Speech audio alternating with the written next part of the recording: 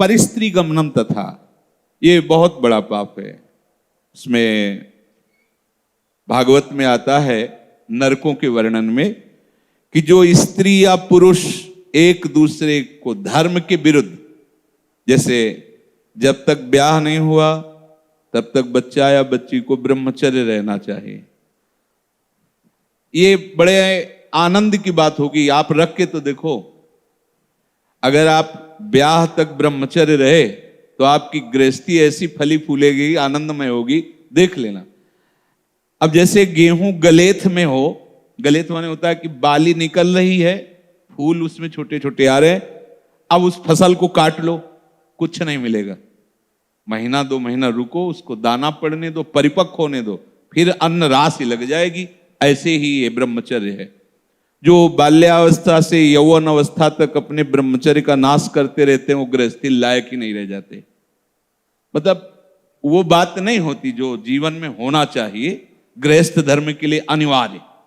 तो जो बच्चा और बच्ची ब्याह नहीं हुआ तब तक ब्रह्मचर्य का पालन करे, और जब ब्याह हो जाए तो पहले तो ये था कि नाऊ चले जाते थे, गांव के नाऊ ठाकुर, वो ब्याह तय कराते थे। ना बच्चा देखता था ना बच्ची देखती थी। कितना निष्ठा, कितनी श्रद्धा।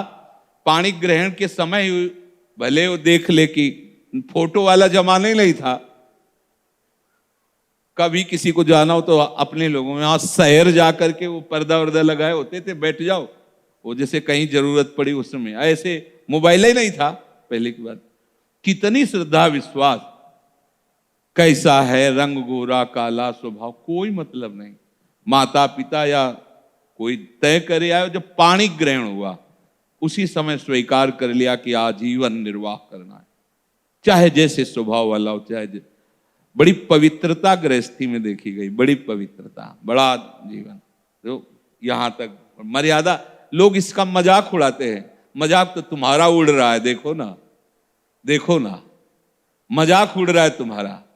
तुम्हारी क्या स्थिति है, क्या स्थिति है, अपने आप देखो तो आप खुद अपना मजाक करने लगोगे कि हमने अपना जीवन मजाक बना दिया।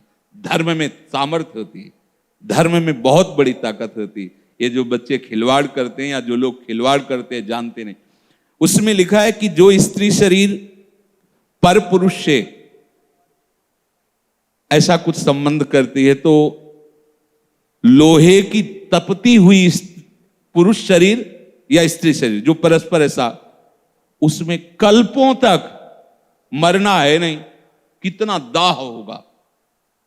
रामचरितमानस में भी लिखा है, पति वंचक परपति रति करई, रौरो नरक कल्प सतपरई। जो अपने पति की वंचना करके, धोखा देके किसी और पुरुष के साथ वैसा व्यवहार करती है तो बोले 100 कल्प तक रौरो नरक में पड़ती है। ये शास्त्र झूठे नहीं है। 100 कल्प तक रो। अगर तुम्हारे भाग्य में कहीं ऐसा पति है कि भाई लंगड़ा हो गया है, उसकी आंख खराब हो गई है, सुनाई नहीं देता है, वो रूपवान नहीं है, तो मिला तो तुम्हारे प्रारब्ध से ही है ना। तो अंध बधिर क्रोधी अति दीना, ऐसे उपति करके अपमाना, नारी पाव जमपुर दुख नाना। मान लो रूपवान नहीं है, अंधा बहरा, कैसा भी भगवान की विधान से वैसा, उसे भगवान मान करके मानो, आराधना पद्धति से चलो। अगर पुरुष अपनी पति का जो भाव स्वीकार किया है उसका त्याग करके धोखा देकर दूसरी किसी स्त्री से, ऐसा घोर नरक का अधिकारी होता है वो। अगर ऐसा तो व्यभिचारी की बहुत बड़ी दुर्गति होती है।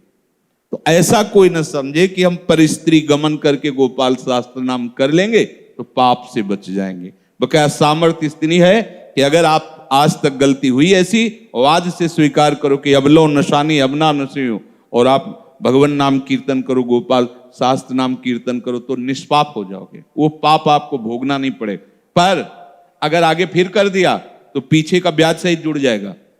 ये उन्हीं के लिए है, अबलो नशानी, चाहे जितना बड़ा पाप हो गया।